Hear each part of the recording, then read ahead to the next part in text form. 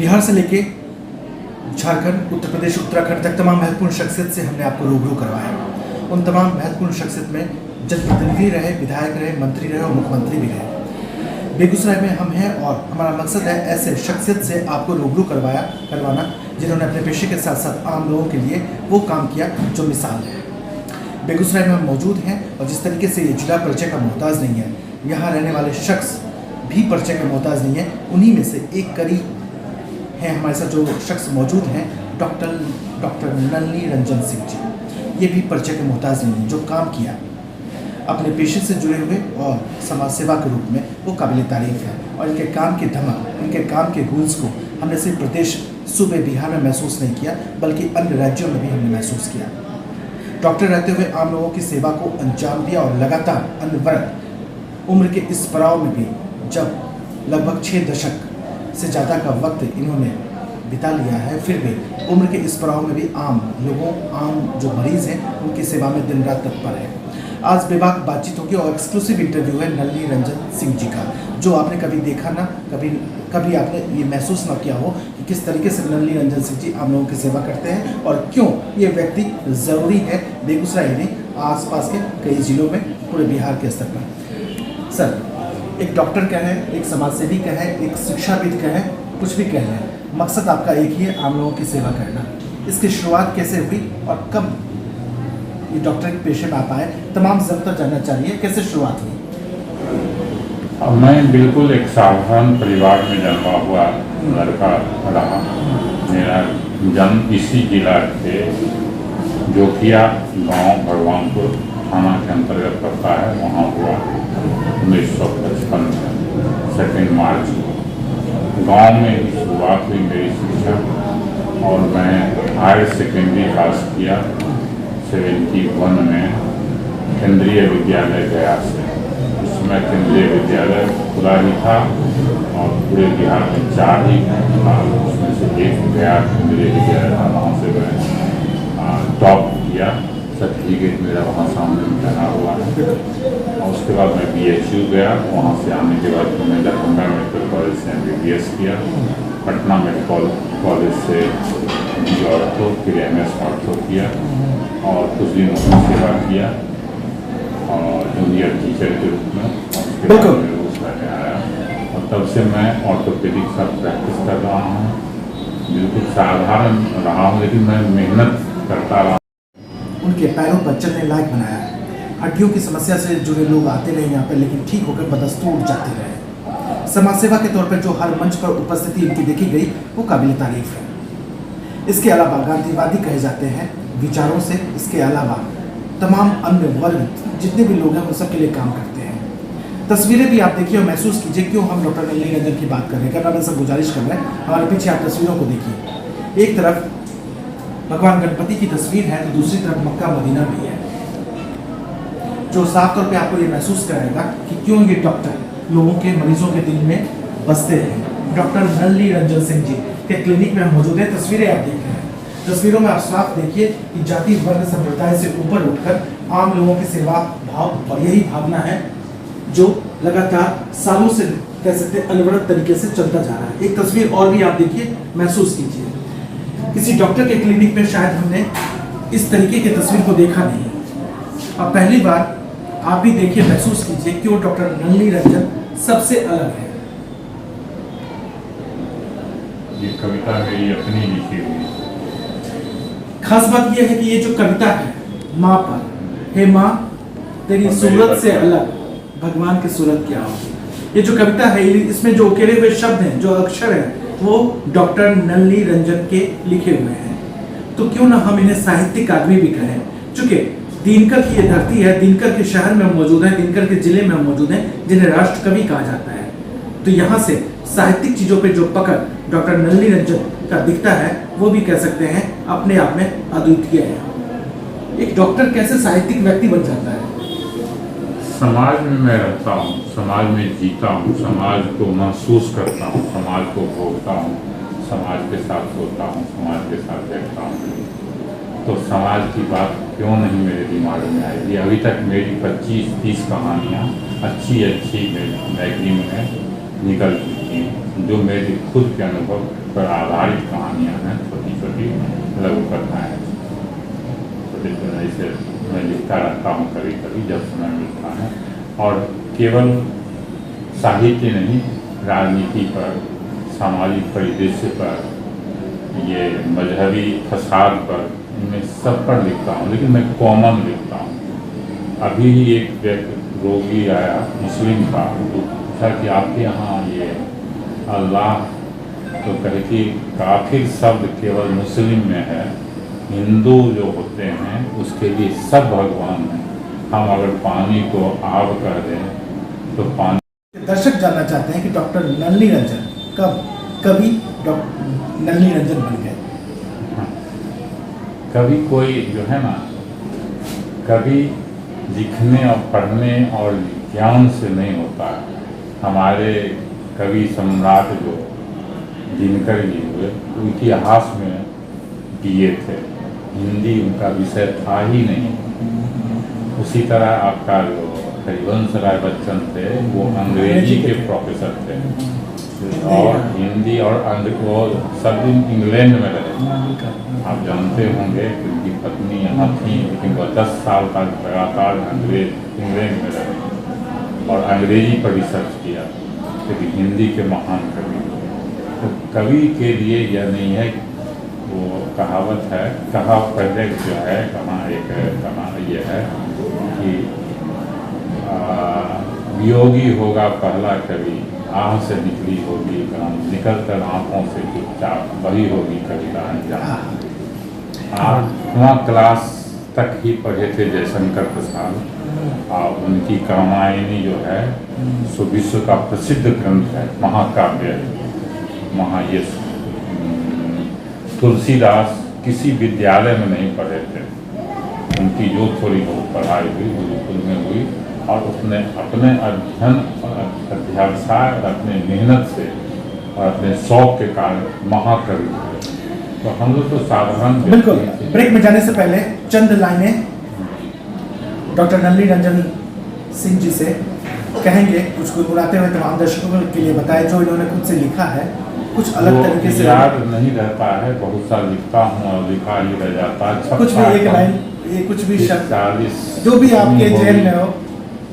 बहुत सा लिखा हूँ, अभी तो याद नहीं रहता है। माँ पे जो आपने लिखा वही बता दीजिए। माँ पर है, कुटिया पिसिया करती, चावल चुनती, गेहूँ धोती, पसारती सुखाती माँ, फूंक मार मार कर गीली लकड़ियाँ सुलगाती माँ, पसीने पसीने होती धुआती, डबडबाती आँखों वाली माँ, चूल्हे पर पानी भरी पतीली चढ़ाती, भात खदकाती, मार पसाती माँ, खुद भूखी रहकर मुझे खिलाती माँ, आज भी गहरे एकांत के साये में याद आती बचपन वाली माँ।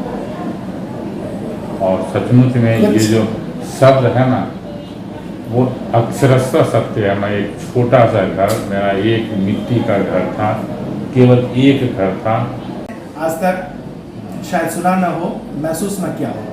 डॉक्टर नलिनी रंजन जी बता रहे हैं, अपने शब्दों के जरिए बता रहे हैं ये सफ़र की शुरुआत कैसे हुई, कैसे एक छोटे से घर में, मिट्टी के घर में रहा करते थे, और किस तरीके से माँ उन्हें खाना बरसात के दिन में जैसे माँ बनाती, बरसात के दिन में जब लकड़ियाँ भींगी होती थी, लकड़ियाँ कम होती थी, और ज़्यादातर हम लोग सूखे आटा, जैसे मक्के के आटे को घोल कर पी जाते थे खाना बनाने के कष्ट से। लेकिन फिर भी माँ थी, तो अब किसी तरह बनाती थी, कैसे बनाती थी वही मैं शब्दों के जरिए आप महसूस कर सकते हैं। मेरा जब याद आया कि ये तो भले जज्बाती हो रहे हैं डॉक्टर साहब, लेकिन तमाम दर्शक समझ सकते हैं कि इनके लिखे हुए शब्द किस तरीके से तमाम जो लोग हैं जो बचपन से निकलकर जवानी की तरफ आए, बुढ़ापे की तरफ आए, ये तमाम शब्द उन पे सटीक बैठते हैं। जज्बाती हो रहे हैं डॉक्टर नलिनी रंजन सिंह जी। वक्त हो चला है ब्रेक का। ब्रेक के बाद भी कुछ अहम सवाल डॉक्टर साहब से।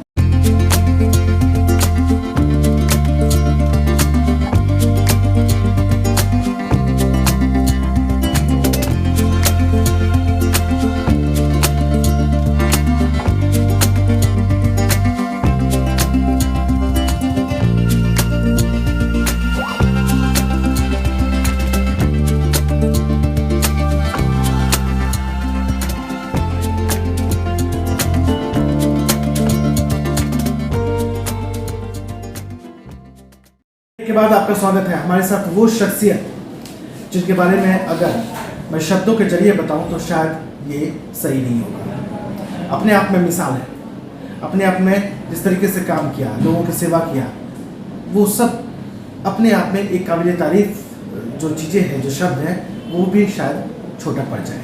डॉक्टर नलिनी रंजन सिंह जी, डॉक्टर, समाजसेवी, शिक्षाविद, गांधीवादी, तमाम जो उपनाम हैं इनके साथ में, लेकिन मकसद एक ही है, आम लोगों की सेवा करना, मरीजों की सेवा करना। एक बात या कुछ बातें इनके बारे में मैं तमाम दर्शकों को बताना चाहता हूँ कि बेगूसराय इलाके में ऑर्थोपेडिक सर्जन ये पहले रहे हैं और फादर ऑफ ऑर्थोपेडिक सर्जन इन्हें कहा जाता है इस जिले का।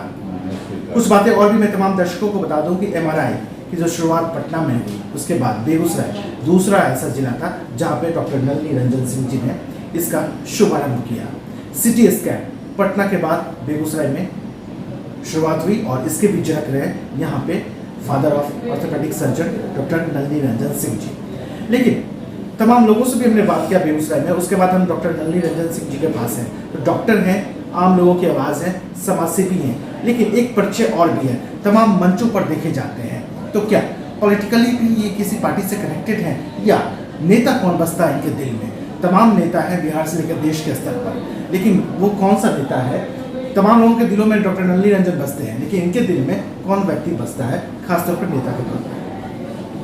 मेरे हृदय में तो हर लीडर का मैं सम्मान करता हूँ, अच्छाई और बुराई सब में होती है, लेकिन अभी के परिप्रेक्ष्य में मोदी जी को बुलाते हैं और बहुत ही अच्छे लीडर हैं।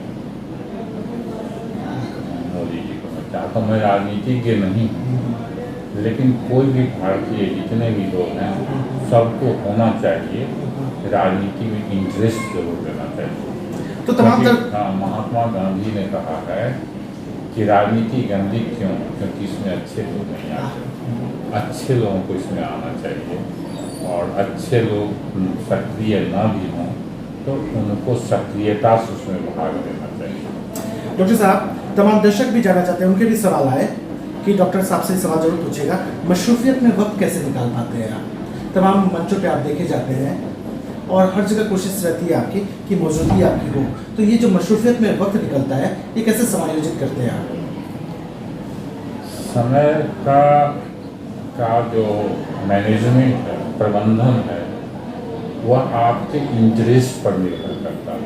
आप क्या चाहते हैं उसके लिए आपको समय से निकला। तो इसका उद्घाटन में गया ये ऑल इंडिया होम्योपैथिक एसोसिएशन का था, वहाँ मैं गया, वहाँ से आया, तब तक पेशेंट यहाँ बैठे हुए परेशान हो रहे थे। तो ये होता है, हानि भी होती है, लेकिन करना है तो थोड़ा थोड़ा करके सब में समय लगाना ही पड़ता है और शौक अगर है, चाहत है तो समय निकल जाता है। डॉक्टर और साहित्यिक डॉक्टर नलिनी रंजन सिंह जी से हम बातचीत कर रहे हैं और तमाम जो मुद्दे हैं, तमाम मसले हैं, पहली बार आप ये विवाद बातचीत डॉक्टर साहब का आप तमाम दर्शक हैं वो सुन पा रहे हैं हमारे चैनल के जरिए।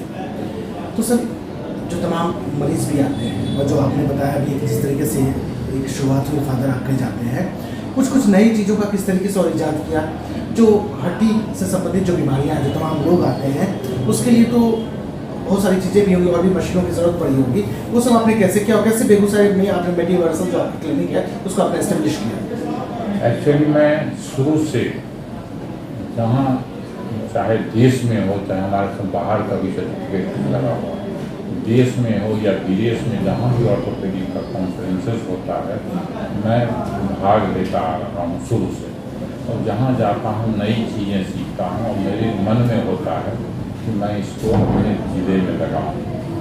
जो चीज़ मैं लगाया लेकिन धन उससे नहीं हो पाया, बहुत परेशानी हुई, तो मैं यही चीज़ बाद में कोशिश किया कि मैं पटना में बनाऊँ, जो एक आदर्श के रूप में स्थापित हो। तो मैं यूनिवर्सल हॉस्पिटल पटना में बनाया हुआ हूँ, आप उसको देख सकते हैं। तो ये अपने मन का है।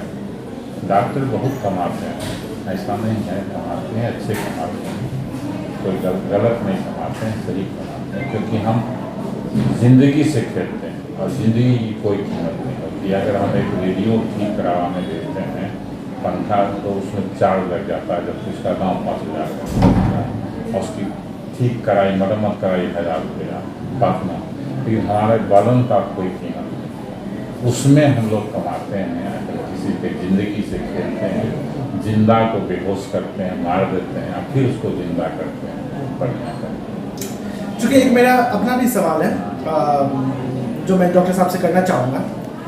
एम्स की तरफ हमारा जाना आना काफ़ी रहा, चूँकि दिल्ली एम्स की हम बात करेंगे, वहाँ भी डॉक्टर साहब के नाम से जो वाकिफ़ हैं कुछ डॉक्टर्स हैं, वहाँ भी जो मरीज़ आते हैं इनके नाम से वाकिफ़ हैं। कैसा लगता है डॉक्टर साहब कि दिल्ली तक में धमक आपके नाम की है?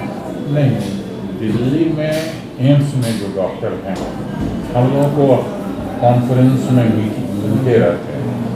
अंतर क्या है कि वो केवल दाल के खीरा एक तरफ उनका रहा तो वो जो है सो अच्छा नंबर लाके अच्छे कॉलेज में चले गए। हम लोग बहुआयामी रहे तो हम प्रैक्टिस किया, उनसे कई गुना अधिक हम कमाए, लेकिन उतना प्रतिष्ठा नहीं मिल सकी क्योंकि वो शीर्षस्थ इंस्टीट्यूट के प्रोफेसर या डॉक्टर, लेकिन उन लोगों को भीतर ईर्ष्या हमसे हमको वो हमारे आदर्श हैं, नहीं समझ रहे हैं, वो मेरे आदर्श हैं। हमेशा सोचते काश मैं भी वहाँ होता, और वो सोचते हैं मैं भी डॉक्टर बनने होता। मैं एक वाकया बताता हूँ। मद्रास में एक मीटिंग थी, हम लोगों का ऑर्थोपेडिक कॉन्फ्रेंस था। हम वहाँ 5 स्टार होटल में ठहरे हुए थे, और उस होटल में फार्म व्यू हॉस्पिटल ये है होटल, वहीं हमको मिल गए पी इकबाल साहब, होटल में नहीं कॉन्फ्रेंस। बोला नली बाबू कहाँ ठहरे हुए हैं? क्या आप कहाँ ठहरे? अरे हम तो आए हैं अभी स्टेशन पर, खोल ही रहे, कोई जगह नहीं मिल रहा। तो उनको ले आए और उनको होटल में हमें एक कमरा दिलवा दिया और वहाँ रहे। आप ही लोग बढ़िया कि सर आप हमारे आदर्श हैं, कैसे करते हैं? यही बात होती है, बहुत तरह की बातें होती है। तो बहुत सरल भाषा में जिस तरीके से बात करते हैं डॉक्टर साहब, काबिल तारीफ है। और जो तमाम मरीज़ हैं क्यों उनके पास आते हैं, दीवानगी क्यों है, कहें अगर जादूगर हैं तो शायद गलत नहीं होगा। एक और भी सवाल है हमारा, जो रसूखदार मरीज होते हैं, चूँकि इन्होंने जनप्रतिनिधियों की जो इलाज है, तीमारदारी है वो किया है, जो मंत्री हैं उनके किए हैं, और बड़े स्तर के जितने भी लोग हैं उनका भी किया है, एक आम जो BPL धारी जो आम मजदूर है उसका भी उन्होंने किया है। अंतर क्या होता है आपके लिए, क्या होता है? पहली बात है कि काम में सफलता, आप लोग पत्रकारिता सुन रहे हैं, पहले अपने काम के प्रति आपको दीवाना होना पड़ेगा। अगर आप अपने काम के प्रति पागल हैं, दीवाना है, तो आप सफलता जरूर पाइए। और शरीर ईश्वर ने सबको एक जैसा बना के दिया। कपड़े के बाद मतलब शरीर के बाहर जब वस्त्र देखते हैं तब अंतर आता है।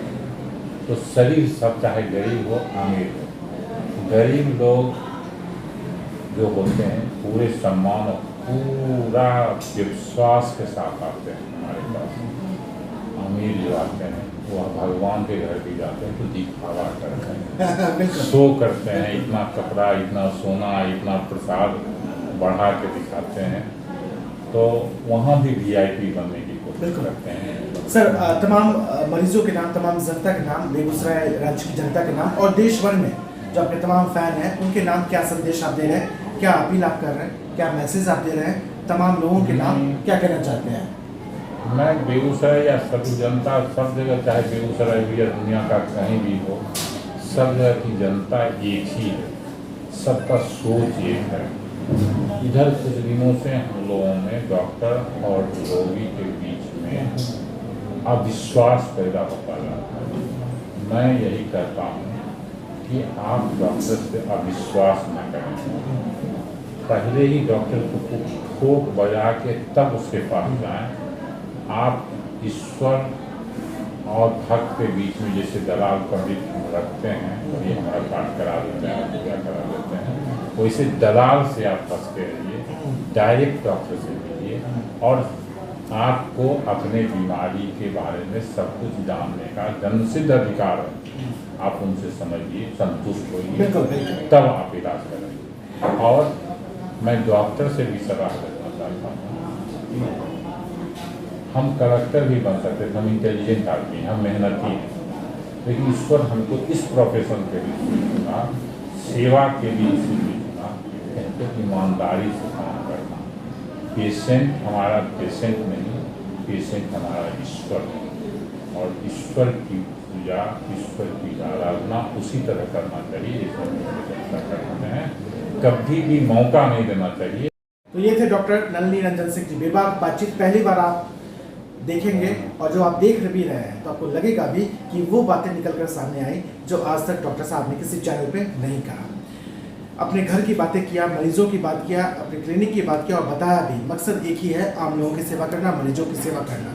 और बेगूसराय की तरफ जब भी आप आए, हमारा आपसे दरख्वास्त भी है कि जब भी आप इधर आते हैं तो ऐसे जो महान व्यक्तित्व हैं उनसे भी मुलाकात करें। आपको फ़र्क महसूस होगा कि डॉक्टर से पहले ये एक आम व्यक्ति हैं, साहित्यिक व्यक्ति हैं, आम लोगों की सेवा करने वाले व्यक्ति हैं, आम लोगों के लिए हर वक्त सोचने वाले व्यक्ति हैं। इस कार्यक्रम में फिलहाल इतना ही। डॉक्टर साहब से जुड़े हुए कुछ भी सवाल हो, कुछ भी कमेंट हो, तो कमेंट बॉक्स में आप ज़रूर बताएं। जो भी आपके सवाल होंगे ज़रूर हम इन तक पहुँचाएँगे। फिलहाल इस प्रोग्राम में इतना ही। नमस्कार।